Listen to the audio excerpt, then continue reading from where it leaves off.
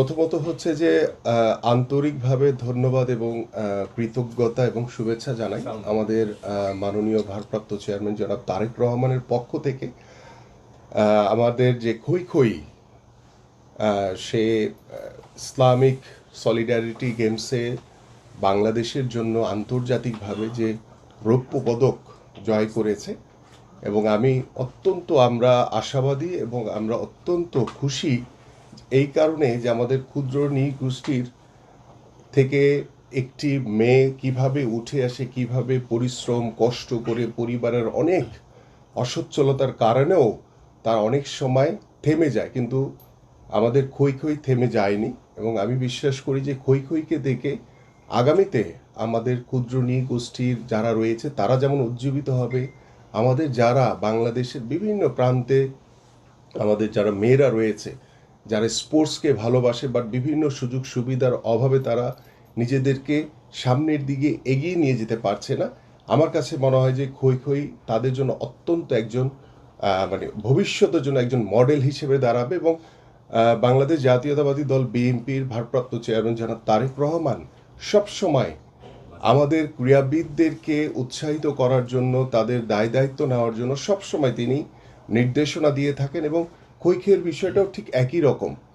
যে খই খইয়ের বিষয়টা যখন আমাদের ভারপ্রাপ্ত চেয়ারম্যান জনাব তারেক রহমান যখন তার দৃষ্টিতে এসছে, এবং তখন খই খইয়ের বিষয়টা তার নজরে আসার পরে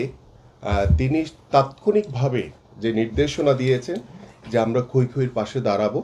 এবং মাননীয় ভারপ্রাপ্ত চেয়ারম্যান জনাব তারেক রহমান ইতিমধ্যে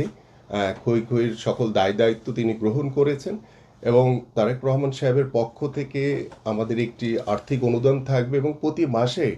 খই খই যাতে সুন্দরভাবে তার পরিবার বা তার পড়াশোনার জন্য আমাদের তরফ থেকে ক্ষুদ্র একটি সাপোর্ট সবসময় খই খইয়ের জন্য থাকবে। এবং আমরা আশা করি যে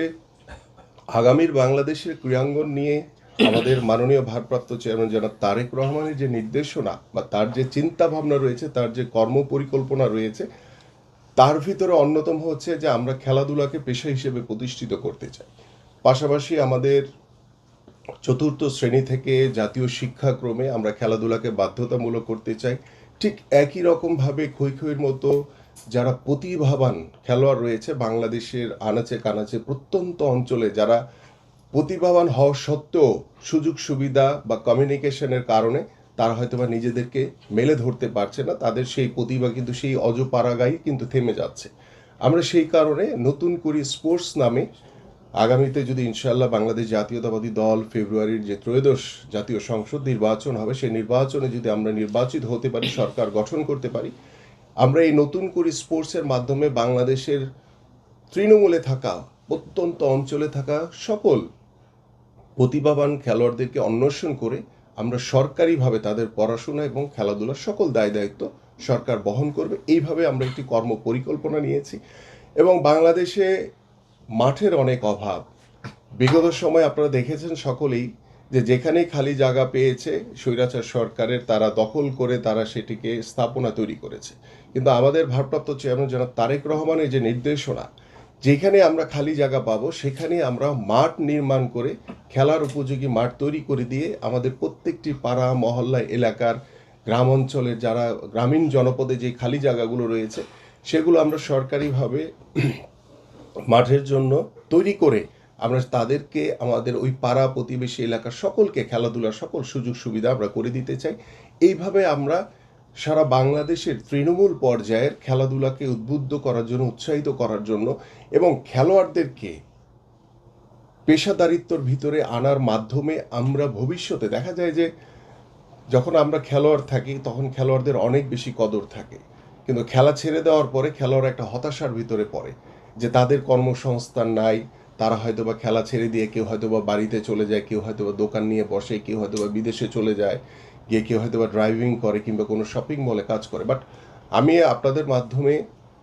সারা বাংলাদেশের যারা ক্রীড়াবিদ রয়েছে, যারা খেলোয়াড় রয়েছে বর্তমানে বা যারা খেলা ছেড়ে দিয়েছে, তাদেরকে আমি আশ্বস্ত করতে চাই যে আপনাদের হতাশা হওয়ার কোনো কারণ নাই। ইনশাআল্লাহ আল্লাহ পাক যদি বাংলাদেশ জাতীয়তাবাদী দল বিএনপিকে আগামী নির্বাচনে নির্বাচিত করে সরকার গঠন করতে পারি আমরা, ইনশাআল্লাহ আমরা খেলা ছেড়ে দেওয়ার পরে প্রত্যেকটি খেলোয়াড়ের জন্য কর্মসংস্থানের সুব্যবস্থা করা হয়েছে। আমাদের সেই পরিকল্পনা রয়েছে যে আমরা যখন আপনি খেলবেন, খেলা ছেড়ে দেওয়ার পরে সরকারিভাবে যদি আপনার বয়সসীমা থাকে, আপনাকে সরকারি চাকরি হিসেবে ক্রীড়া শিক্ষক হিসেবে নিয়োগ দেওয়া হবে। এবং যদি আপনার সরকারি চাকরির বয়সসীমা না থাকে, তাহলে আমরা চুক্তিভিত্তিক আপনাদের সকলকে আমরা ক্রীড়া শিক্ষক হিসেবে নিয়োগ দিব।